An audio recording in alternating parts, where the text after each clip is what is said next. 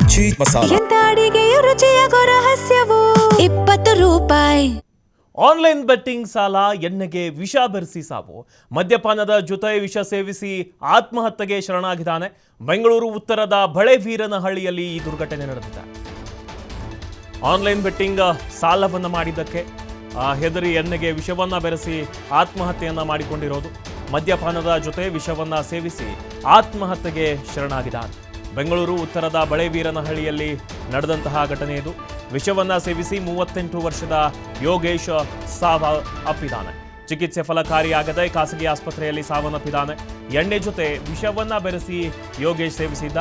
Key making ಕೆಲಸವನ್ನ ಮಾಡಿಕೊಂಡಿದ್ದ. ಇದು ಆನ್ಲೈನ್ ಬೆಟ್ಟಿಂಗ್ ಏನಿದೆ, ಇದು ಒಂಥರ ಜಾಲ. ಇದು ಈ ಚಟಕ್ಕೆ ಬಿದ್ದರೆ ಅದರಿಂದ ಹೊರಬರೋದು ತುಂಬಾ ಕಠಿಣ ಆಗುತ್ತೆ.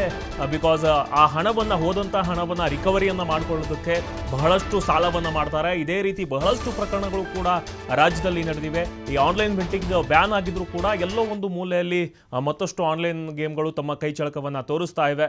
ಇತ್ತೀಚೆಗೆ ಬೆಟ್ಟಿಂಗ್ ಚಟಕ್ಕೆ ಬಿದ್ದು ಅತಿಯಾದ ಸಾಲವನ್ನು ಕೂಡ ಇವರು ಮಾಡಿದ್ರು. ನೆಲಮಂಗಲ ಸಾರ್ವಜನಿಕ ಆಸ್ಪತ್ರೆಯಲ್ಲಿ ಮರಣೋತ್ತರ ಪರೀಕ್ಷೆ ಆಗಿದೆ.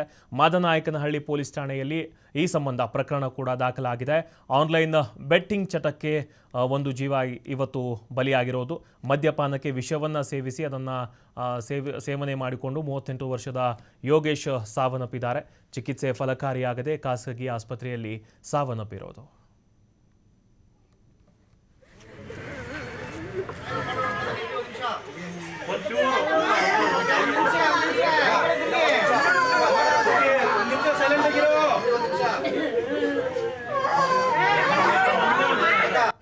ಗುರುವಾರ 10 ಗಂಟೆವರೆಗೂ ಜೊತೆಲಿದ್ದ